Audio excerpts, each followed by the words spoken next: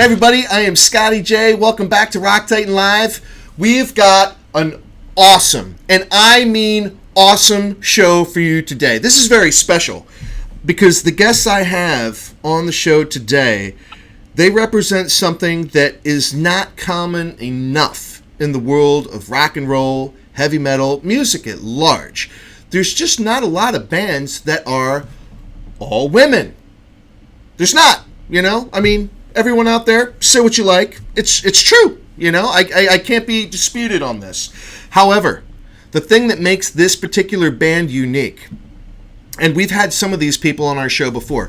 I'm thinking of Vixen and Janet Gardner, who we've had on the show. Absolutely amazing. Go check her out. I'm thinking of the Runaways, legends like Joan Jett, Lita Ford, the Bangles. I mean, we are talking some legendary all-female bands that there's just not enough of. But this couple of ladies that we have on the show with us today, they are 2/4 of an amazing band that I know is in that mold, and they're going to be huge. We are going to be talking about them for years to come. The band that I'm talking about is PLUSH. The lead singer that we have with us right now is Moriah Formica and Brooke Colucci. Ladies, how are you? Doing great. How are you? Well, I got to tell you, I was joking around with both of you. Brooke a little more so, because you're almost 18. I know women don't like to divulge their age, but, whatever, Yeah, this is Rock Titan. We're just going to let it fly here. And, I know that, Moriah, you are the elder statesman of the band at a ripe old age of 20. This is crazy. Well, the reason I'm joking about all this is because my daughter is 18 at her freshman year at University of Delaware at the School of Music, because she's going for music education, and she sings and plays piano and all that, but she's not as established professionally as you all are, and y'all are making me feel real old. I feel like by the end of this interview, I'm going to be like Charlton Heston in the Ten Commandments, coming down from Mount Sinai with the tablets, with the Ten Commandments, and I'm going to have all white hair by the end of this. I'm going to be all white. But anyway, PLUSH, my God. How long have you all been a band? Either one of you can go. Okay. We've been a full band for, I would say, the past 5 months now, almost 6. Okay. Wow. 5 months, almost 6. Okay, so Moriah, the lead singer, Brooke, the drummer. How did you two meet? Moriah, go ahead. Well, we actually got in touch by, I actually had noticed her on social media because, Brooke has a huge social media following. And so I was like, damn, like this girl is 17 or no, she was 16 at the time. And I was like, oh my freaking gosh. And then somehow I found out that she didn't live too far away from me. And our dads got in contact through a mutual friend who worked at a venue that Brooke and I had both played at sometime or another. And that's how Brooke and I met. And then we just jammed together. Okay. And we just really like jived well. Right on. So dads orchestrated this. They made sure that they were the intermediaries, which I, as a father, of a young, talented woman, I can respect that. Very smart. You guys got good dads. I don't know them at all, but, I'm going to say they're good dads. But it's pretty wild. I mean, you're all so young, and you just come out of the gate swinging. And I mean, you would think that you were together as a band much longer than you've been. From a singer-songwriter perspective, Moriah, I've heard hate. That's all I've seen so far, And I was talking with Brooke earlier, and I know you have a couple other songs out there that you're going to be releasing as singles. But how long have you been a singer-songwriter? I started singing. My first instrument ever was guitar that I started playing around 5 or 6. Okay. And I didn't discover that I could sing until around 9 or 10. Okay. And then I started writing songs at about 11. Right on. And yeah, I've been a singer-songwriter ever since then. And you wound up on The Voice. I did. Yeah.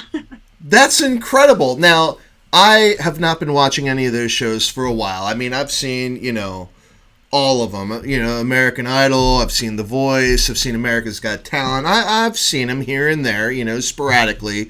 How long ago were you on The Voice? Huh? How long ago were you on The Voice?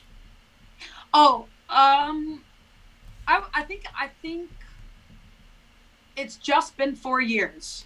Yeah, 4 years ago. Wow, so you were, all right. So you were really young. Like, you didn't even have your driver's license yet when you were on there. No, I did not. Wow. And from what I understand, Miley Cyrus referred to you as the rock goddess? Is that correct?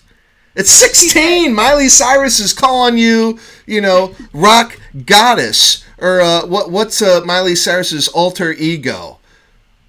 Help me out here. What was that show that she was on way back? Oh. Hannah Montana.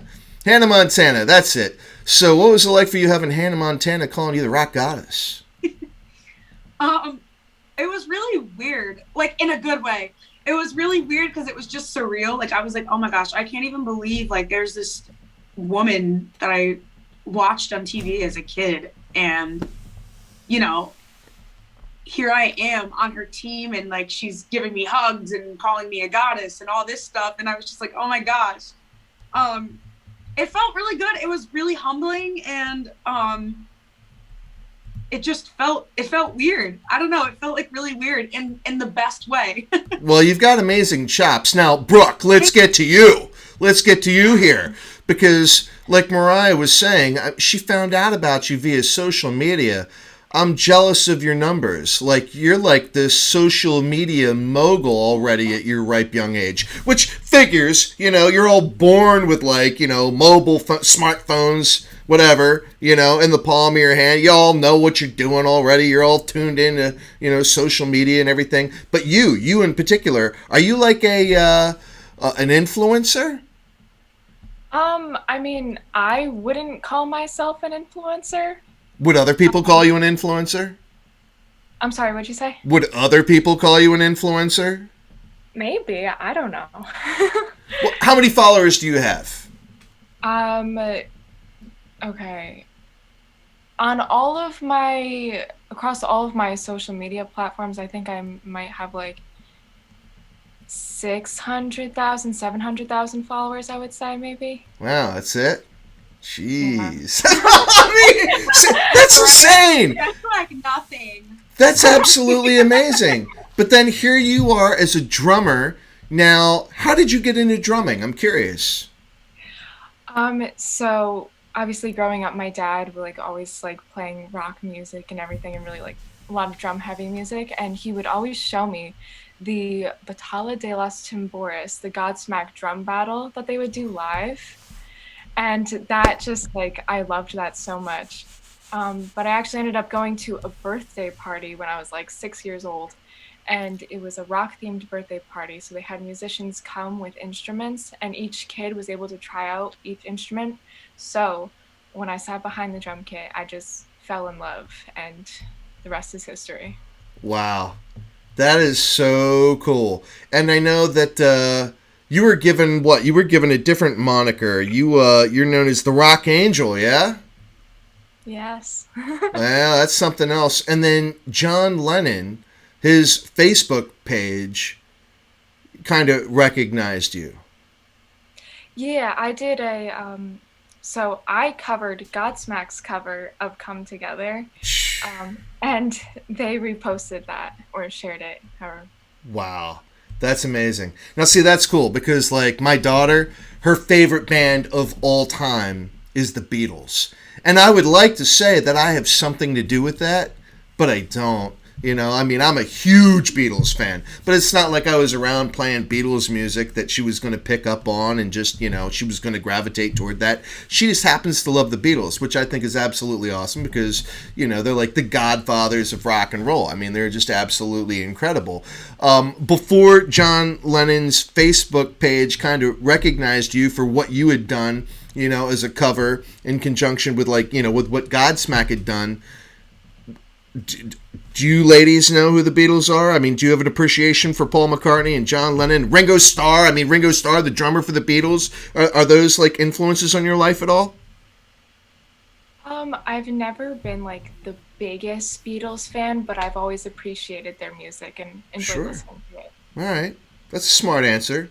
Exactly the same for me. Like I've always appreciated them, because I grew up learning how important they were to rock and roll, and amazing, talented songwriters, and just so many great songs. But I just never, I don't know, I never really got huge into them, I'll admit. Well, it's a different world that we live in today. And all that said, Ringo and Paul, which are still alive and kicking, thank God, But they're old enough to be like your great grandfathers. So it's all good. It's understandable. But Moriah, I have to ask you, Moriah, first. Were there any particular singers, singer-songwriters, guitarists that were an influence on you from a young age? And is there anyone in particular that you emulate now? I guess the first band that really just kind of got me to pick up a guitar was Aerosmith. Joe Perry's guitar playing, I fell in love with them from the time I was like 5, and You're awesome. Everything was centered around Joe Perry and his playing at that point with my guitar playing, and I tried to emulate him in everything that I did on guitar. That's so cool. And yeah, I actually, it was so funny because when I was around like 8 years old, I did my room. I finally got out of a room with my brother, and I did my own room. I could have my own theme, and I called my room Arrowville because there was so much arrows. Nice. But yeah, as far as singers, my main influence, my first ever influence, and like my Joe Perry for singing is definitely Amy Lee. Amy Lee, she was the standard for me when I first started singing, and I love her a lot. Well, it's funny you say that, Moriah, because I hear that. Like I've only heard Hate. But when I saw the video and when I listened to the song, one of the very first things that literally sprung to my mind was Amy Lee and Evanescence. Like literally that and Lizzie Hale from Hailstorm. Those two in particular, they just hit me, like in the face like a brick. I'm like, this is Moriah. Yeah, Lizzie Hale's another huge influence on me. Surprise. But she's another huge influence on me. I went to my first Hailstorm concert when I was 11, and ever since then I was like, oh my freaking gosh, this, because growing up there wasn't really like a Joan Jett of our generation. She's it. Yeah. And she was it, and so when I saw her I was like, oh my gosh, I play guitar and sing. This woman is incredible. And she is. Yeah. And I love her, and I looked up to her, for a while, and I still do. Yeah. Yeah. That's my awesome. vocal influences, I would say, are, my biggest ones definitely Amy Lee, Lizzie Hale, and Lady Gaga. Those are my biggest influences. Oh, right on. That's cool. Now, Brooke, what about you? All right. So, we know how and why you got into drums and stuff like that. But is there anyone in particular, of note that, you kind of aspire to play like, or? Yeah, so definitely Shannon Larkin from Godsmack, biggest influence. Danny Carey from Tool is another big influence of mine. Look at you. Along with Morgan Rose from Seven Dust. John Bonham, of course. Oh, Bonzo. Wow, look at you. All right, I like it. I love the history. Now, Morgan Rose, we had Morgan Rose on Rock Titan Live, just so everybody knows. So, Brooke, if you feel like it, after this, you can go back and watch me talk to Morgan Rose. He's absolutely awesome. He just came out with his first solo album, and it's pretty fantastic. But, yeah, he's an amazing drummer with Seven Dust, too, one of our favorite bands. So, yeah, you're in good company there. Yeah, definitely. I got a chance to meet him when I saw them at a concert like near me, and he's so cool, just like a cool person to be around. Wow. All right. So I know that the egg timer has been ticking on us. The hourglass, the sand is just pouring right through it. So I want to make sure that I take full advantage of this opportunity to speak with you ladies. Because right now, I'm not going to lie. Everybody, I'm telling you right now. We're here talking with the band, two of the ladies, Brooke and Moriah from PLUSH. They're going to be like the next Greta Van Fleet. I'm just telling you right now. It was a few years ago, all right, where Rock Titan was at this live festival where Greta Van Fleet, it was right after they came out with their first EP. They hadn't even come out with their first full-length album yet. And before you knew it, these guys were like, rocket to the moon. And, now they're just busy as sin. They're very hard to get a hold of. I know PLUSH is going to be the exact same way. You ladies are destined for greatness. I know this. I know this for a fact. This is going to be absolutely huge. So, Thank you so much. Well, I mean it sincerely. So, again, I know that all we've heard so far is hate. And Moriah, that was very personal for you, yeah? Some guy just really crapped the bed and you decided to put him in a song. Yeah. You went a little Taylor Swift. I put her. Huh? You went a little Taylor Swift. It's like, I'm going to show you. You break my heart. Oh, yeah, I'm going to immortalize you right now. Now everyone's going to know what a jerk-off you are. Yeah? Right. Well, kinda. Well, you didn't call him out by name, at least, right? No, she knows who she is. All right, okay. Very cool. So the person that broke your heart, they would know in listening to this song, they know full well. They know that song's about them. Mm-hmm. I love it. So we were talking earlier that you've got a couple other singles. I guess Brooke, told me that before we actually had a chance to catch up with you, Moriah. So how many songs are actually written so far? How many songs has PLUSH written?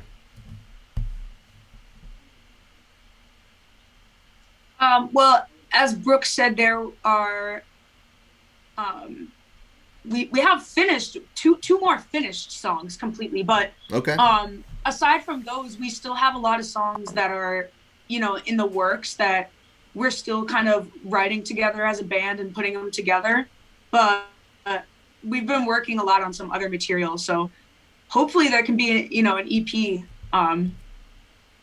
expected in the near future. Wow, that is awesome. So is that the plan then? I mean, you just want to get enough material together to be able to release an EP? Is that kind of the thought process? Well, yeah, I just think, we're going to be releasing some singles and stuff too. Is a big goal for us. An eventual goal is, to put out an EP and stuff. Because I think for a full album, for me personally, I would like to see our fan base grow a little bit more before we put out full-length albums and stuff like that. All right. So let's jump ahead a little bit. All right, I'm going to jump ahead a lot just because you both have made your mark, relatively young, and you're getting a lot of attention right out of the gate, which so many artists take years and years and years. There's a lot of musicians that are going to watch this interview and they're going to be like, I hate them. I hate them both. Like, where do they get off?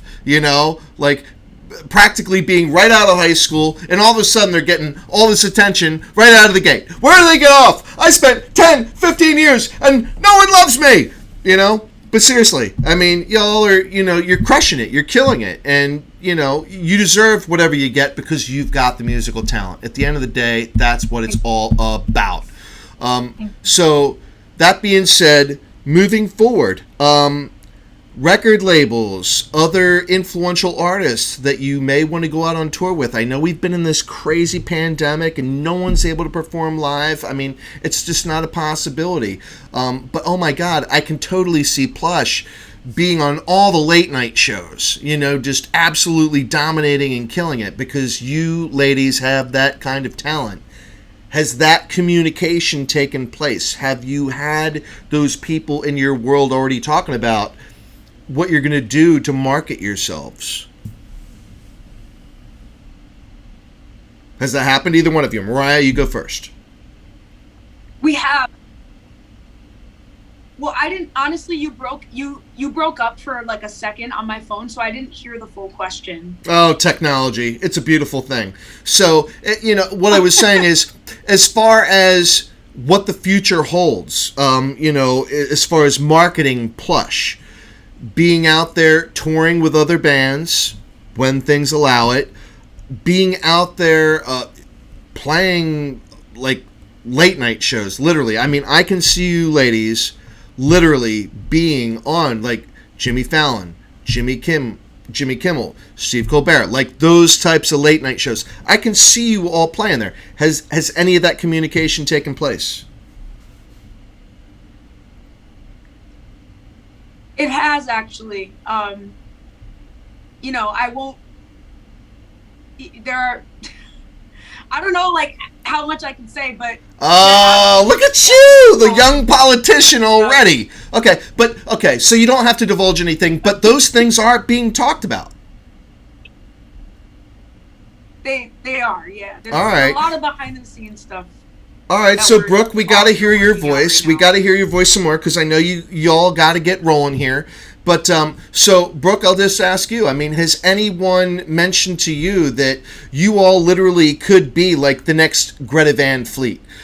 Just because of what you represent, the talent that you have, has there been kind of that comparison is like such a quick, just right out of the gate, like stardom type stuff?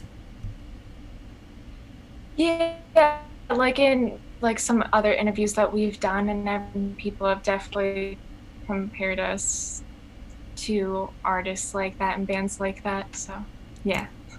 Brooke, Moriah, thank you so much, and I cannot wait to follow your career with great enthusiasm, and I just hope you get all of the respect and accolades and have all the success that you deserve. Thank you so much. Thank you so much, Scott. Really, really appreciate it. Yeah, no, you're absolutely most welcome. And everybody, I am Scotty J. You're watching Rock Titan Live. We're out.